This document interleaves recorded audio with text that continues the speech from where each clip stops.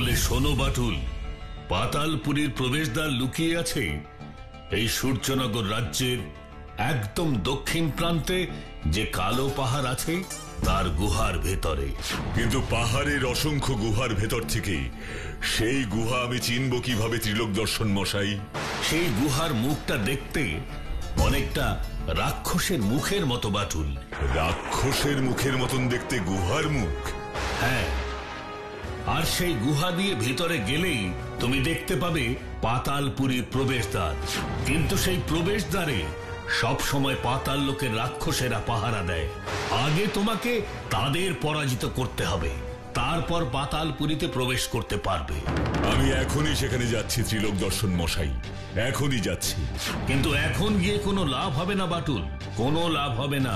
কেন ত্রিলোক দর্শন মশাই? কারণ পাতালপুরীর প্রবেশদ্বার একমাত্র রাতেই খোলা সম্ভব, দিনে নয়। কেন বলুন তো?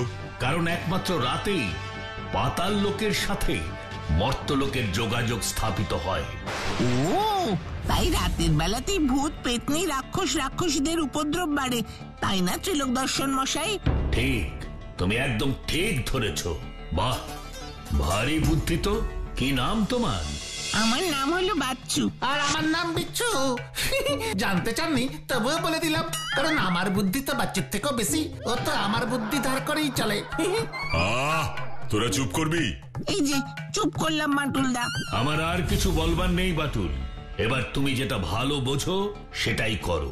ধন্যবাদ ত্রিলোক দর্শন মশাই, ধন্যবাদ। আজ আপনার জন্যই পাতালপুরীর হদিশ আমি পেলাম। এবার তোমরা একটু বিশ্রাম করে নাও বাটুল, আমি তোমাদের থাকা খাওয়া বিশ্রামের সমস্ত ব্যবস্থা করেছি। এসবের কোনো প্রয়োজন ছিল না মহারাজ। কি বলছো বাটুল? তুমি আমার এত বড় উপকার করতে এসেছো, আর আমি তোমার এতটুকু সেবা করতে পারবো না? না না, ঠিক আছে, চলুন। বাটুল্লার কি হয়েছে রে? এত ভালো ভালো খাবার ফেলে শুধু পায়চারি করছে। তুই খাচ্ছিস, খা না, বেশি কথা বলিস না তো বিচ্ছু। বাটুলদা একবার রেগে গেলে না। স্যার, কারো রাগের পরোয়া এই বিচ্ছু শর্মা করে না, যা সত্যি সবসময় তাই বলে, বুঝলি? বুঝলাম। বাটুলদা, ও বাটুলদা, তুমি কিছু খাবে না? না, তোরা খা। তোমার খিদে পায়নি?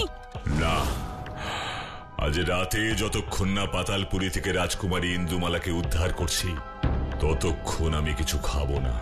ও বাটুলদা, তুমি পাতালপুরীতে যেও না গো, আমাদের খুব চিন্তা হবে তোমার জন্য। আমার কিচ্ছু হবে না। তাছাড়া রাজকুমারী ইন্দুমালাকে উদ্ধার করার জন্য আমাকেও তো এইটুকু ঝুঁকি নিতেই হবে। যে পাতালপুরীর নাম শুনলেই সবাই ভয় পেয়ে যায়, তাকে তুমি এইটুকু ঝুঁকি বলছো? বলছি কারণ সব সময় একটা কথা মনে রাখবি, যে মানুষের বিপদে পাশে দাঁড়ায় স্বয়ং ঈশ্বর তাকে সব বিপদ থেকে রক্ষা করেন। সত্যি বাটুলদা, তুমি না গ্রেট। তোমাকে পেয়ে আমরাও গ্রেটফুল। কি বললি? কি ফুল? গ্রেটফুল। উল্টা পাল্টা কিছু একটা বললেই হলো না। এমন কোন ফুলের নাম আমাদের কোন বইতে লেখাই নেই। আরে বাবা, এটা কোনো ফুল নয়। গ্রেটফুল মানে হলো কৃতজ্ঞ। তো সেটা বাংলাতে বললেই তো হতো। সবসময় বাটুল্লার কাছে ভালো সাজা না?